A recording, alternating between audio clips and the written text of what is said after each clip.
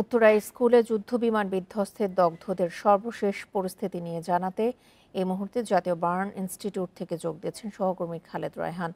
রায়হান, আমরা মর্মান্তিক যেই ঘটনার সাক্ষী হয়েছি, এখন পর্যন্ত যারা জাতীয় বার্ন অ্যান্ড প্লাস্টিক সার্জারি ইনস্টিটিউটে চিকিৎসাধীন রয়েছেন তাদের সবশেষ অবস্থা কি দেখছেন? বান্ডেল থাকলে প্রতি সেনমানিতে টাকা বাঁচবে। বিকাশ সেনমানি বান্ডেল কিনে জিতুন প্রতি লেনদেনে। দেখুন, এখনো কিন্তু এই জাতীয় বার্নস ইনস্টিটিউটে 40 জন রোগী রয়েছেন এবং যাদের মধ্যে কয়েকজন আইসিইউতে রয়েছেন, কয়েকজনকে ভেন্টিলেশনে রাখা হয়েছে, আর কয়েকজন এইচডিইউতেও রয়েছেন।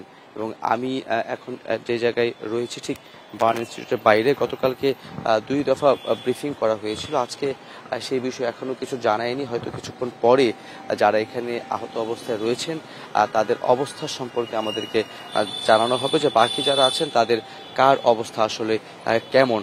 গতকাল কি বলা হয়েছিল, যেই 40 বা 42 জন এখানে ছিল তাদের মধ্যে বেশ কজনের অবস্থা আশঙ্কাজনক ছিল, এবং যেই 2 জন ভেন্টিলেশনে ছিলেন তাদের অবস্থা কিন্তু আশঙ্কাজনক ছিল। এবং এই যে এখন যারা এখানে ভর্তি আছেন তাদের মধ্যে একজন ছাড়া বাকি সকলেই শিশু, যার ফলে যারা রয়েছেন তাদের অনেকেরই চিকিৎসকের পক্ষ থেকে বলা হয়েছে যে 40 থেকে 80% পর্যন্ত পুড়ে যাওয়া রোগীরাও কিন্তু এখানে রয়েছেন।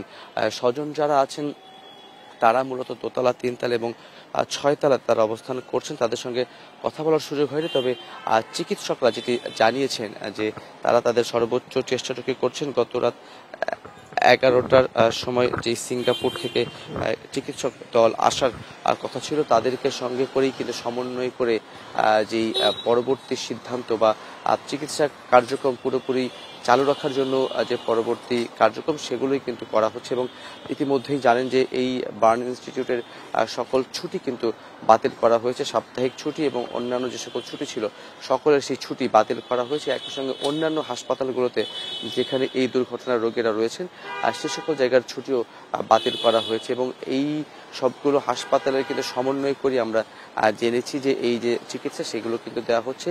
এরই মধ্যে প্রায় 2 শতাধিক আহত হওয়ার পরে বিভিন্ন হাসপাতাল থেকে কিন্তু আমরা যেটা জেনেছি অনেকেই প্রাথমিক চিকিৎসা নিয়ে কিন্তু বের হয়ে গেছেন। বাকি যারা আছেন তারা কিন্তু এখানে অবস্থান করছেন। এখানে যে 40 জন এখন পর্যন্ত রয়েছেন তাদের মধ্যে অনেকের অবস্থা আশঙ্কাজনক।